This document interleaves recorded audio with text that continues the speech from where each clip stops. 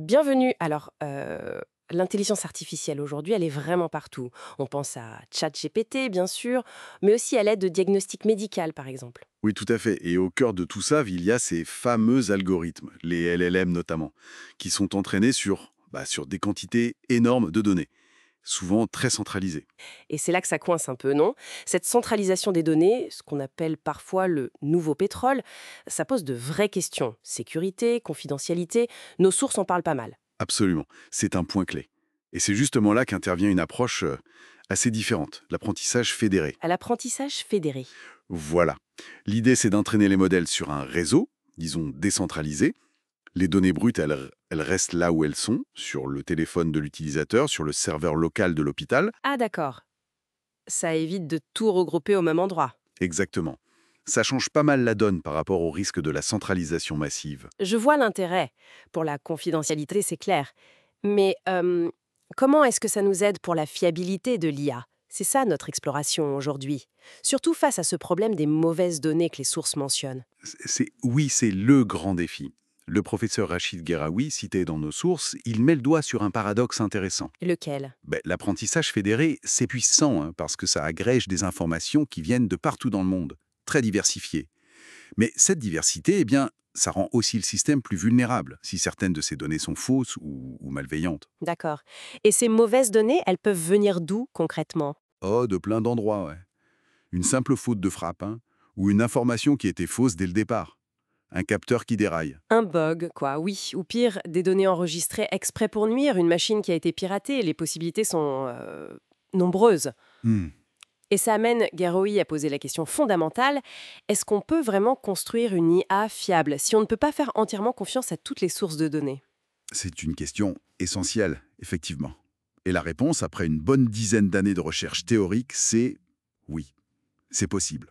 Ah, et comment on fait ça en pratique alors? J'ai vu passer dans nos notes le nom de BizFL. C'est une bibliothèque Python, c'est ça? Développée avec l'INRIA? Et né de ces recherches. Son but, c'est de permettre de tester et surtout de renforcer les modèles d'apprentissage fédérés contre ces menaces, justement. Comment ça fonctionne concrètement? Il repère les données suspectes? Alors, pas tout à fait. Garawi pose la question: comment savoir à quels ensembles de données on ne peut pas faire confiance? C'est très difficile. Parfois, ces mauvaises données sont très subtiles. Oui, j'imagine. Donc BizFL, lui, il ne cherche pas forcément à isoler la bonne donnée de la mauvaise. L'approche est différente. C'est-à-dire? Il utilise ce qu'on appelle des schémas d'agrégation robustes. En gros, des méthodes mathématiques pour combiner les informations de tous les participants, D'accord. qui sont conçues pour naturellement ignorer ou minimiser l'impact des valeurs qui sortent trop du lot, des valeurs aberrantes. Ah, comme la médiane par exemple. Voilà, la médiane, c'est un bon exemple. Imaginez des capteurs de température. La plupart indiquent, disons, 6, 7, 9 degrés. Et puis il y en a un qui est complètement fou et qui dit -20. Ok. Si on fait une moyenne simple, le -20 va tout tirer vers le bas. Mais si on utilise la médiane, on prend la valeur du milieu, ici 7. Le -20 est, en quelque sorte, ignoré. Je vois. L'impact de la donnée aberrante est limité. C'est ça. Et le point vraiment crucial, c'est qu'on n'a même pas besoin de savoir que le -20 est faux. Le système est construit pour être résilient face à ce genre de perturbations. Il agrège l'information pertinente malgré le bruit. C'est assez contre-intuitif, mais malin. On rend l'algorithme plus fort plutôt que d'essayer de nettoyer parfaitement les données en amont. C'est un vrai changement de paradigme. Tout à fait. Bien. Bon, les recommandations de films, l'aide à la rédaction, si ça se trompe, c'est pas dramatique. Voilà, c'est un peu ce que Garaoui appelle le cirque animalier de l'IA actuelle. Les erreurs sont souvent sans grandes conséquences, parfois même un peu amusantes. Mhm. Mais le problème, c'est quand on pense aux applications futures. Le diagnostic médical, détecter un cancer par exemple, Là, ça change tout.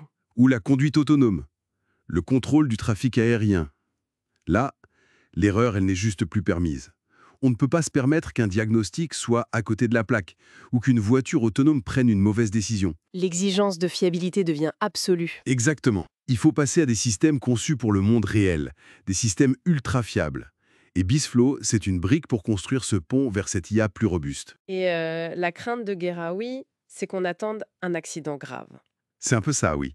Sa crainte, c'est qu'il faille un choc, un accident majeur, pour qu'on prenne collectivement conscience des limites de l'IA qu'on développe aujourd'hui et du besoin urgent d'une nouvelle génération d'IA pensée dès le départ pour être robuste face aux imperfections du monde réel, y compris les mauvaises données. Bon, pour résumer notre exploration, l'apprentissage fédéré, c'est une piste vraiment intéressante pour la confidentialité en IA. Mais ça amène ce nouveau défi des données pas toujours fiables.